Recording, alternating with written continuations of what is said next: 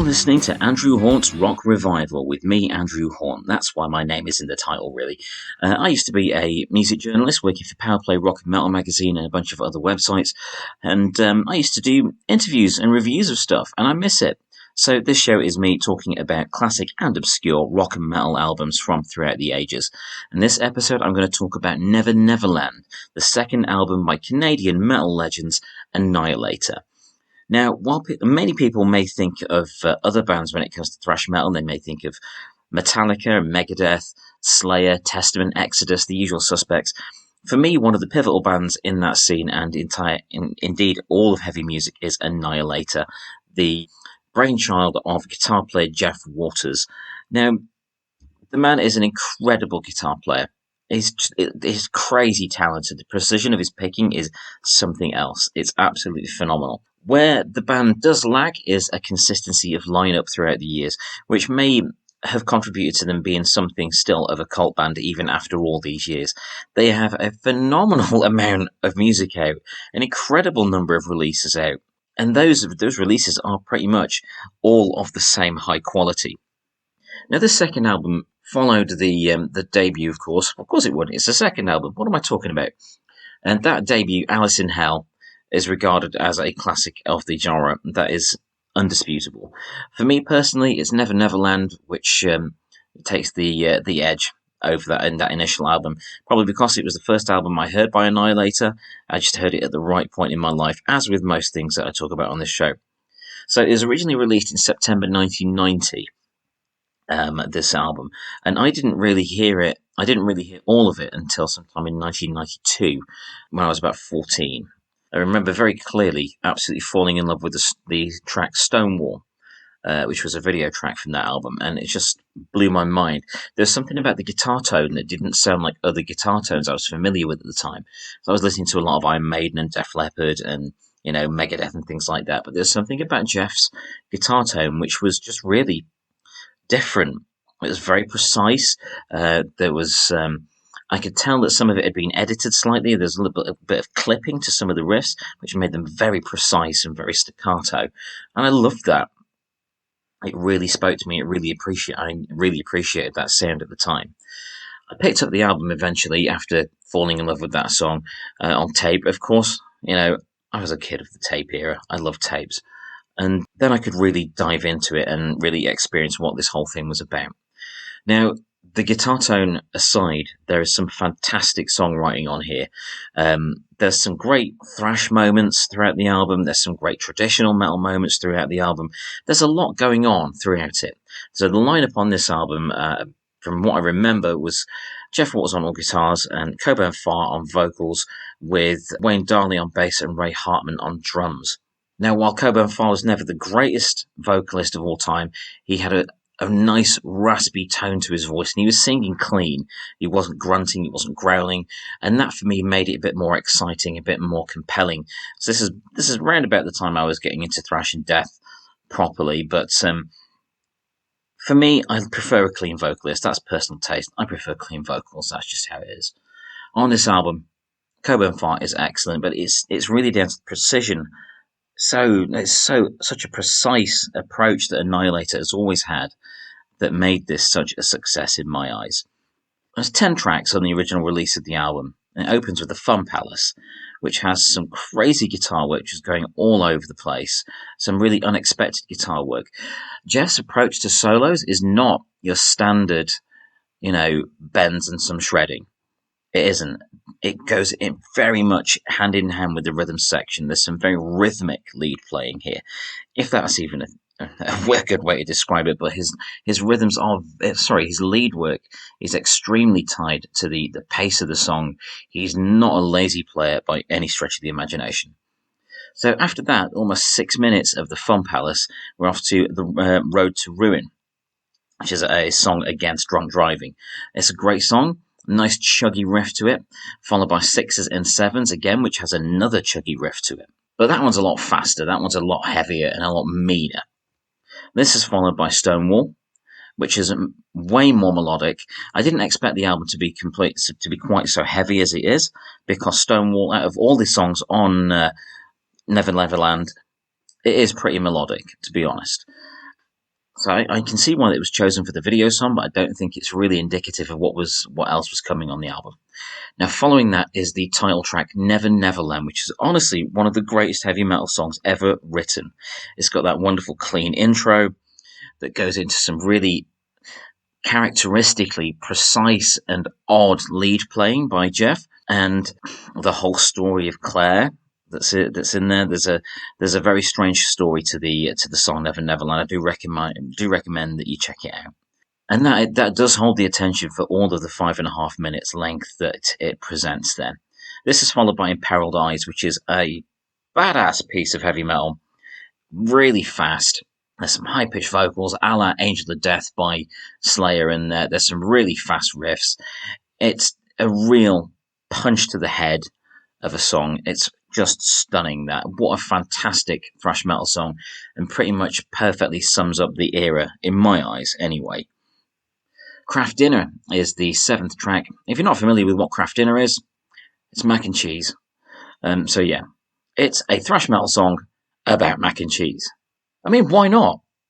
You know, it was never said that thrash metal bands couldn't have a sense of humor, and you know, this is a perfect example of a thrash metal band showing off that they do have a sense of humor, or that they just really, really like mac and cheese. Could be either. Phantasmagoria is next. Track 8 is Phantasmagoria.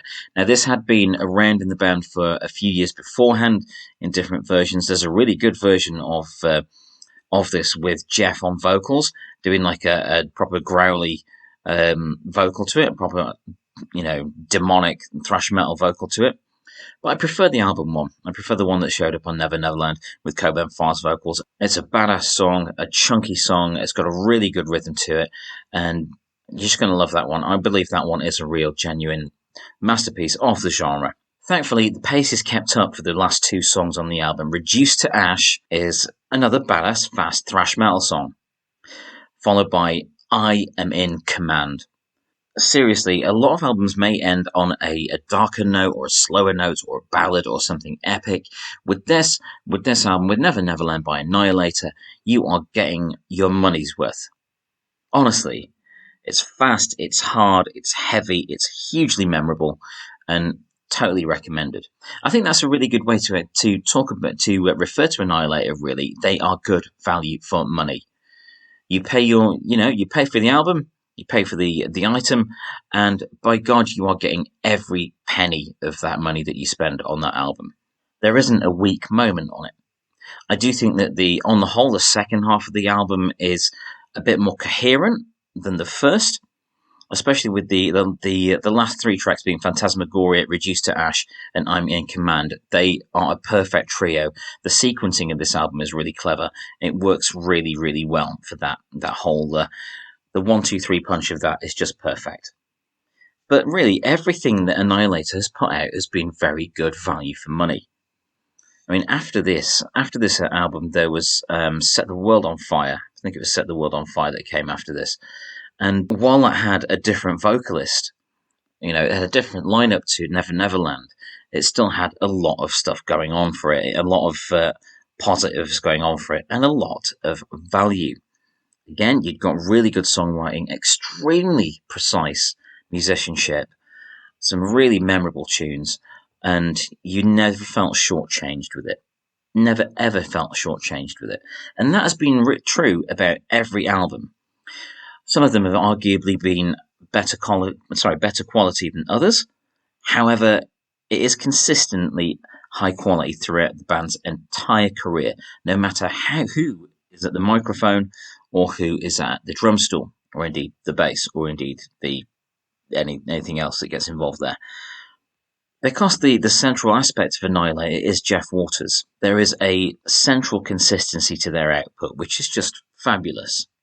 After Set the World on Fire, the album that followed that was King of the Kill, which had a different approach entirely. It was a bit more of an organic sounding album. It felt a little bit more analog than what had gone before, and had Jeff on vocals. This followed by albums like Refresh the Demon or the industrial tinged Remains, before getting back to basics with Criteria for a Black Widow in 1999. The lineup, again, went a bit weird after that with albums Carnival Diabolos and Waking the Fury, both of which are damn fine thrash metal albums, but the internal inconsistency of the lineup, I think, stopped them really attaining the level they should have with those albums. All For You is a new one that was one that was a bit of a watershed for Annihilator, as that one featured the debut of Dave Padden on vocals and guitar. And he was an excellent, excellent member of the band. He was with them for a long, long time. In fact, I think he was with them for about a decade, maybe a little over a decade, and became a recognisable part of the band. So after All For You, there was Schizo Deluxe, Metal in 2007. Metal in 2000, actually, Schizo Deluxe was a great Annihilator record, but Metal in 2007 saw a bit of a watershed moment for the band, really, because it was absolutely chock full of guest stars. Now, I could probably do an episode all about that album on its own, but this is focusing on Neverland. But the number of people that were on the Metal album, it really got it a lot of attention. There's Jeff Loomis, Danko Jones, and Angela Gossow, Steve Kudlow from Anvil, Alexi Laiho, the late great Alexi Laiho, Angus Biola, Michael Amott, Jesper Strombad. There's members of Trivium on there, all kinds of people. Even Dan Beeler showed up on there from Exciter, doing a cover of the legendary and seminal metal song Heavy Metal Maniac. I will cover Exciter on an episode soon. But yeah, this is talking about Annihilator's second album, Neverland. The promise of that album is something that has echoed throughout their entire career. Arguably, I would say personally, it's more Neverland that has echoed throughout the career rather than Alice in Hell. I totally recognise that Alice in Hell is a classic of the genre, and is the seminal Annihilator album for many and the perfect Annihilator album for many. But for me, it's Neverland, where it really all kind of gelled together and the sound kind of gelled together and became what it could and really delivered the goods. And that's something that Jeff has been doing ever since, is delivering the goods in every possible way. Annihilator's second album, Neverland, is one of the pinnacles of the heavy metal genre, in my opinion. Something I would like to talk about is the production of Neverland. Now, co-produced by Glenn Robinson and Jeff Waters himself, with Glenn Robinson also handling some of the engineering and mixing, with some more engineering from Steve Royer.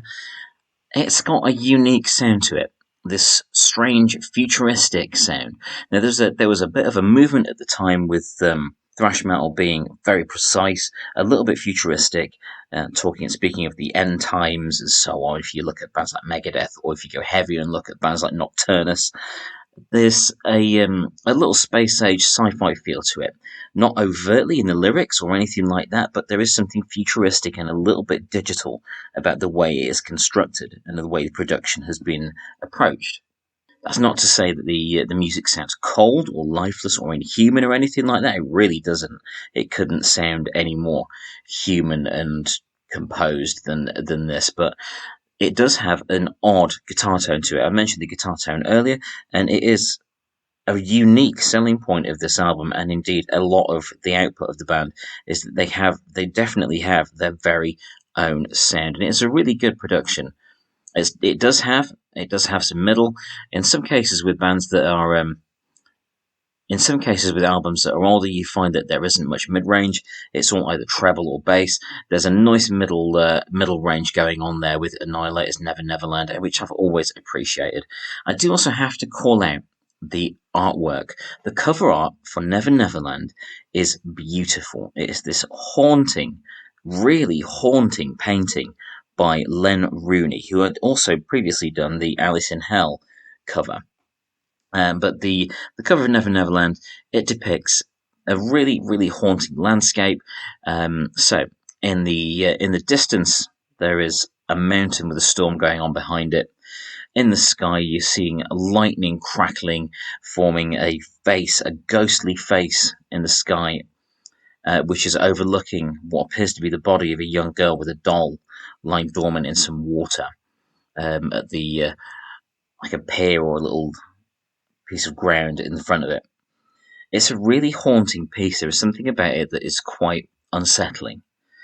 in the best way. It was from an era where a lot of albums did still have painted covers. Things hadn't gone quite the way of photographic covers or computer enhanced covers by that point, and this is a beautiful example of a painted cover that still holds a lot of power now. It's a very cool cover, and mixed with the very cool trademark pointy bright red Annihilator logo. Just a rare logo metal that really is readable and really does sum them up well. Coupled with that, I think you've got a pretty much perfect cover. And to be honest, Neverland isn't that far from being a perfect album in my eyes anyway.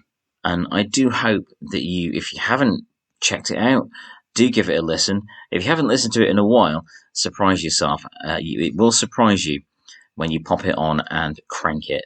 It's damn fine. It's a perfect example of why Annihilator became so well respected in the metal scene for so long. Honestly, it's fantastic. So that's my little look at Neverland by Annihilator. Do check it out. I hope you enjoy it. I hope you've enjoyed this episode. If so, please subscribe. It's available on YouTube. It's available on Amazon Music. It's available on Google Podcasts and Spotify and all kinds of places. Please do like and subscribe.